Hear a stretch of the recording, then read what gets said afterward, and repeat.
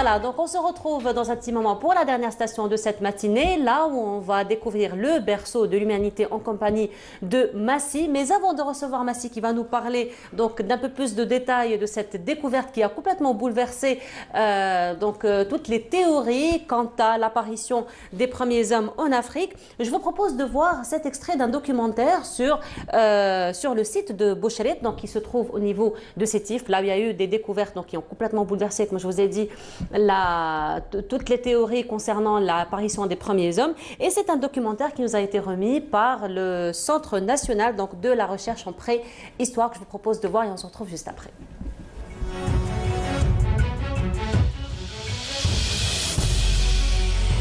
Visant à comprendre les plus anciennes occupations humaines en Afrique du Nord, le Centre national de recherche préhistorique, anthropologique et historique mène un grand projet de fouilles et de recherche archéologique dans le bassin de Ouattouda, dans la commune de Gueltazarga, à 7 km de l'ouest de la ville d'El Holma, dans la wilaya de Sétif, dans le nord de l'Algérie.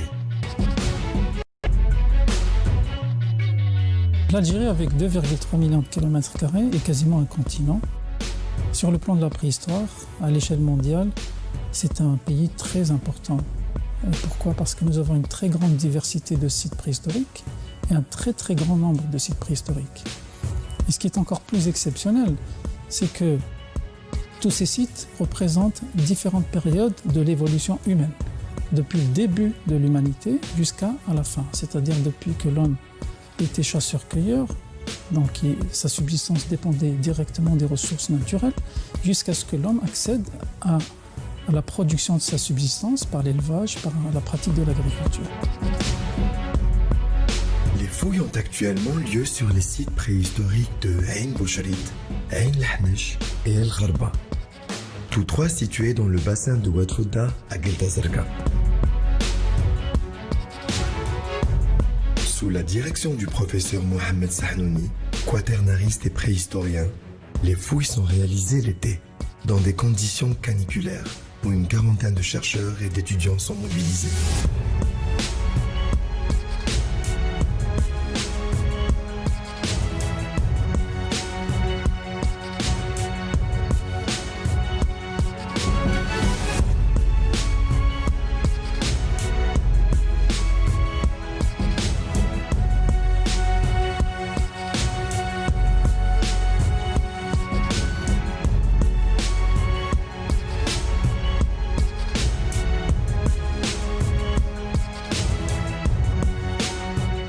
Paléontologiques et archéopaléontologiques mis au jour dans des niveaux stratigraphiques datés de 2,4 millions d'années sont ceux d'ossements d'une faune aujourd'hui totalement disparue et d'outils lithiques.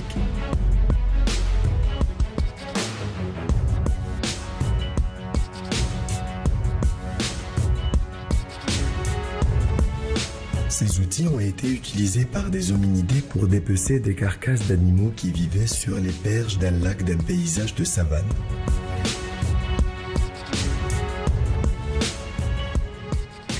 Et voilà, donc un documentaire qui revient sur le site de Ain Lahnesh, là où il y a été une découverte, de Boucherit, pardon, donc au niveau de Sétif, là où il y a eu une découverte qui a complètement bouleversé toutes les théories autour donc, de l'apparition de l'homme. Et nous allons en parler ce matin en compagnie de Massilias. Massilias, bonjour. Bonjour. Ça va Massilias depuis la dernière fois? Oui. Voilà, donc tu as fait d'autres recherches et tu as vu, donc finalement ça finit pas. Hein.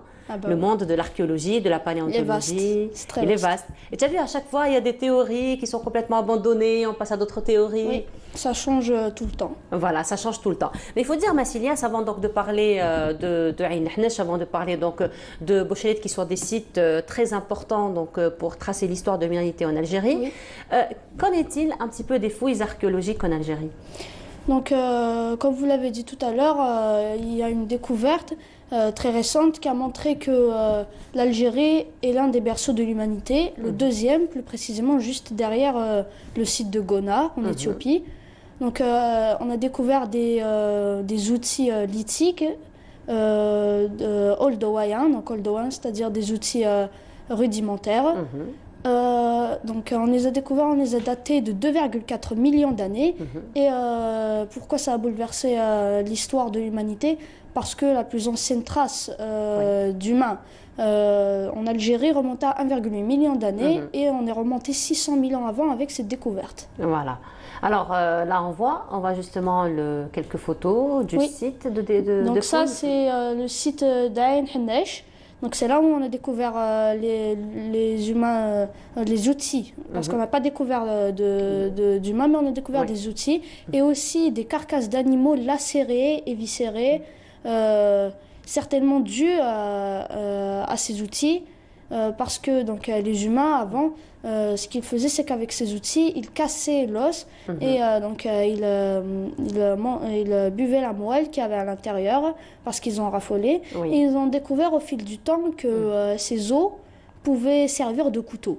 Voilà. Et donc avec ces trouvailles et les études du professeur Mohamed Sahnouni, on a pu déduire que les carnivores de l'époque avaient certainement énormément de concurrence du côté des humains. Voilà, donc ce sont des outils qui ont attesté quand même du passage de l'humain par cette région et qui informent aussi d'une migration finalement, que les hommes ont migré d'une région à une autre. Oui, et aussi pour dater, par exemple là on voit ce qu'ils ont découvert dans le site d'Ain Bouchret, ce sont des outils lithiques donc oldoéens. Ils sont certainement faits de silex et de roche. Et donc, pour savoir comment on les date, ils utilisent différentes méthodes, comme le paléomagnétisme, parce que donc, avant 1,9 million d'années, juste après 2 millions d'années, à peu près 1,9 million d'années jusqu'à aujourd'hui, le champ magnétique est stable, il est normal. Et avant, donc, tout ce qui vient avant 1,9 million d'années, c'est un champ magnétique instable et donc dans la roche, dans la couche de roche que l'on a découvert, on a vu des traces de magnétisme puissant qui montrent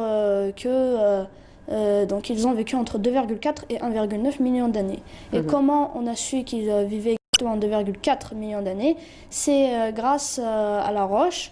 Donc comme j'ai dit tout à l'heure, il y a plusieurs couches de roche.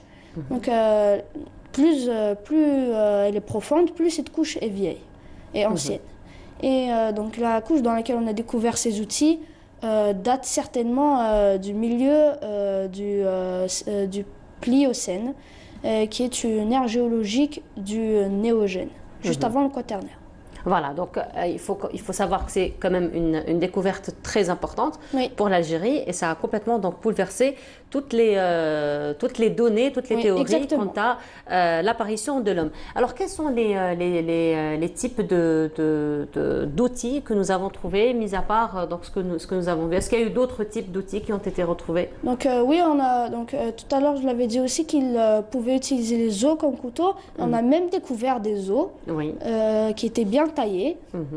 Ça c'était un peu plus récent, mais on a découvert dans le même site. Et on a également donc découvert des pierres en silex et en calcaire, parce que donc ce qui était aussi ce qui est aujourd'hui le site d'Ain Bouchret était avant une plaine alluviale qui se trouvait juste à côté d'un fleuve, d'un lac, pardon.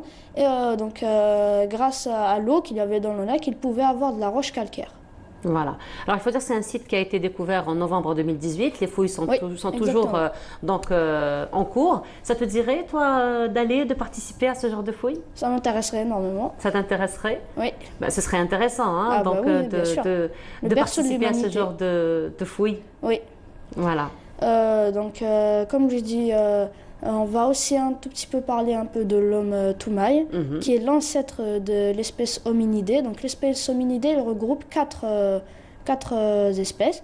Donc le genre Homo, l'humain d'aujourd'hui, le gorille, l'orang-outan ainsi que le chimpanzé. Donc des études en cours essayent de classer dans ce tableau le gibbon, le singe hurleur, qui partage la même caractéristique avec les quatre autres, c'est que c'est l'un des rares primates à ne pas avoir de queue. Donc comme on disait, Toumaï il a été daté de 6,9 millions d'années, entre 6,9 et 7,2 millions d'années, et il a été découvert au Tchad. Voilà. Donc celui-là, c'est l'ancêtre. Voilà, celui-ci c'est l'ancêtre en commun avec l'humain et quelques espèces de primates. De primates. Voilà, donc encore une fois. Il nous reste encore à découvrir l'ancêtre de tous les primates, mais c'est déjà un début. Et on peut dire que l'humanité, quand même, elle date beaucoup. Voilà, elle date de plusieurs millions d'années. Oui, et donc exactement. les fouilles sont toujours d'actualité, sont toujours Oui, en cours exactement. pour aller découvrir. Mais sinon, Massilias, tu as aussi choisi aujourd'hui de nous emmener un peu plus loin que 6,9 millions d'années. N'est-ce pas, pour Oui, parler un petit beaucoup peu plus loin. beaucoup, effectivement, beaucoup, et pour nous parler un petit peu des premières formes de vie, Animal. n'est-ce pas, animales. Donc la dernière fois, on a parlé des premières formes de vie. Et cette fois-ci, donc... Des formes de vie un peu plus évoluées que la dernière Oui, fois. voilà, exactement. Voilà. Donc les premiers animaux. Donc cette image que l'on voit, c'est l'image d'une éponge de mer qui sont les premiers animaux. Alors on est à quelle période, à quelle Le Cambrien, date? début Cambrien, voilà. 530 millions d'années exactement. Donc on peut remarquer que cette photo est une vraie photo d'éponge de mer. Oui. Et c'est parce que l'éponge de mer, c'est la plus vieille espèce animale. Elle existait depuis 530 millions d'années jusqu'à aujourd'hui. Et ce Il n'y a qui est pas eu beaucoup triste, d'évolution. enfin, ils ont évolué, mais c'est-à-dire que ça reste des éponges Voilà. de mer. Et ce qui est triste, c'est qu'aujourd'hui, c'est les coraux. Donc les éponges de mer, c'est une espèce de Oui. corail. Donc les coraux, ce sont les espèces les plus menacées par la La pollution. pollution, oui. Et c'est la première fois qu'ils risquent de disparaître en 500 millions d'années. Donc la deuxième image, donc la photo numéro 2, c'est celle d'un Anomalocaris. Donc Anomalocaris, exactement c'est celle-ci. Donc l'Anomalocaris, comme vous pouvez le voir, c'est un animal très étrange. Et on n'a pas découvert tout son fossile, on a simplement découvert donc, les mâchoires supérieures, ainsi que quelques nageoires sur son corps. Et on déduit qu'il avait à peu près 1,5 mètre. Et donc c'était un prédateur très redoutable et de l'espèce des crustacés, on ne dirait pas. Hein. On ne dirait pas, non, Oui. du tout. Mais c'est Mais un du tout, hein. crustacé. Voilà. Et donc voilà. Et la photo numéro 3 montre... Alors, pour rester un petit peu sur cette forme gigantesque, pour faire rester un peu sur cette forme gigantesque des crustacés, il y avait une théorie qui disait que les insectes, par exemple, à cette époque-là, et puis les crustacés à cette époque-là, étaient si gigantesques par rapport au taux d'oxygène dans l'air et dans l'eau, voilà. qui dépassait les 35%. Exactement, Oui. voilà. C'était il y a 300 millions d'années, durant l'ère cambrien. Donc l'ère carbonifère, pardon. Donc comme son nom l'indique, donc il y a le mot carbone et Carbone, tout. voilà. À ce moment-là, dans l'atmosphère, il y avait énormément d'oxygène. Et l'oxygène, donc quand il y en a beaucoup, les corps des espèces, ils s'adaptent. Et donc ils ont même eux, donc ils ont un organisme surdéveloppé par rapport au nôtre aujourd'hui. Et on l'appelle même l'époque des géants. Oui. Car, par exemple, malheureusement, on n'a pas pris de photos d'animaux qui datent du Carbonifère, mais on a, par exemple, le plus grand insecte de l'histoire, la Méganeura, qui est une libellule de 75 cm d'envergure. On serait heureux aujourd'hui, Massilias, d'avoir 25% d'oxygène dans l'air. Hein, sinon, Oui, on aurait vrai. eu des insectes de 1 mètre. Hein. Bah oui. Et aussi, on a aussi découvert le plus grand arthropode de l'histoire, qui date aussi du Carbonifère. Il a 3 mètres de long. Donc c'est un mille-pattes de 3 mètres et s'appelle Arthropleura. Donc il est gigantesque. Malheureusement, on n'a pas de photo pour le montrer.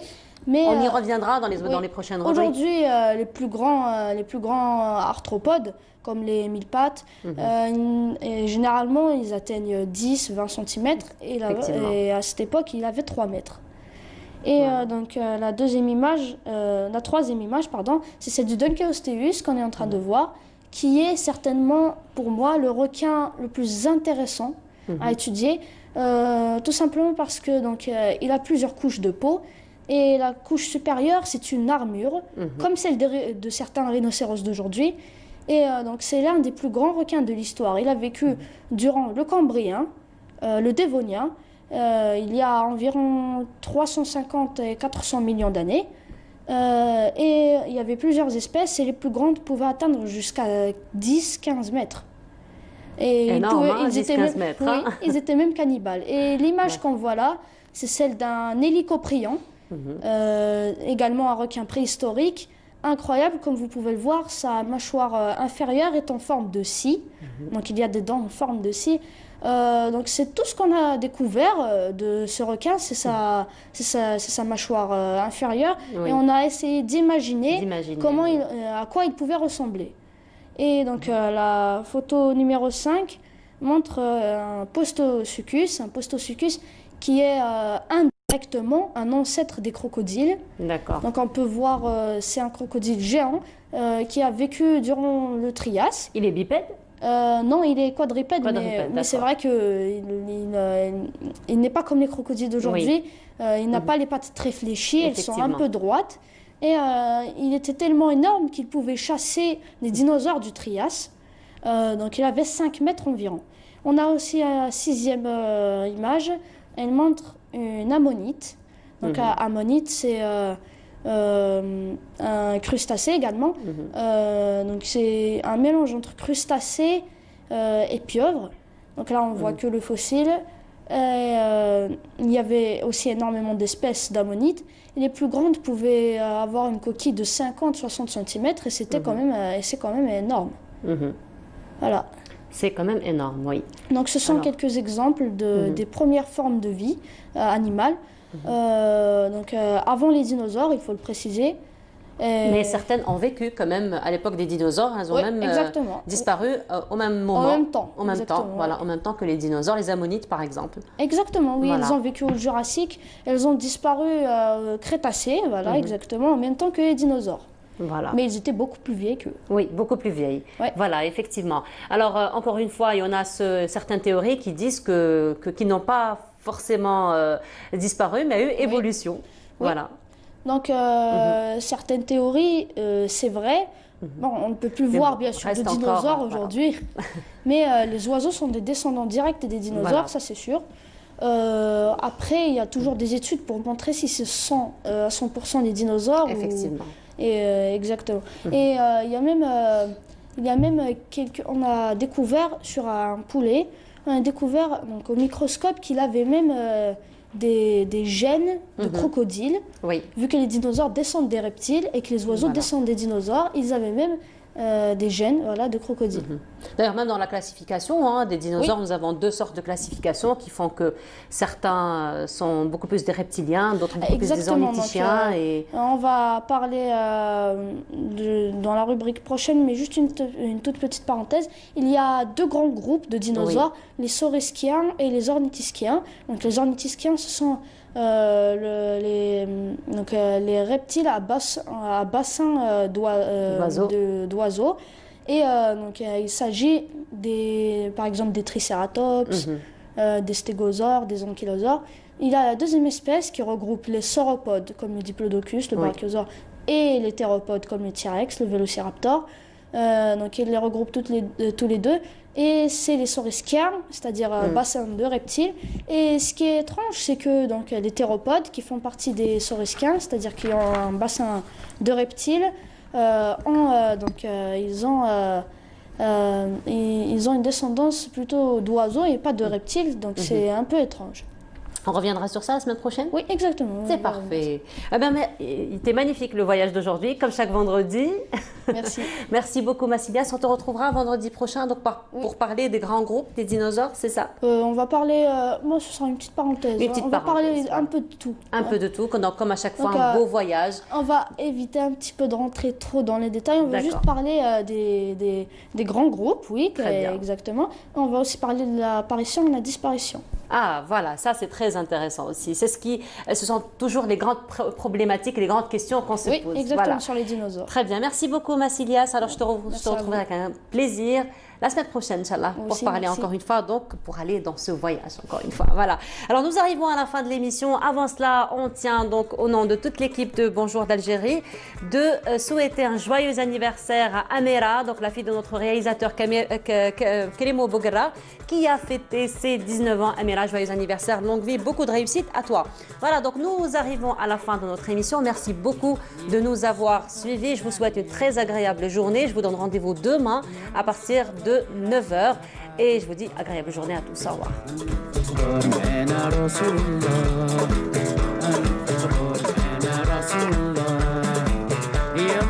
مصطفى غير علي يا حبيب الله يا مصطفى غير علينا رسول الله ليك الخبر معانا رسول الله ليك الخبر معانا حبيب الله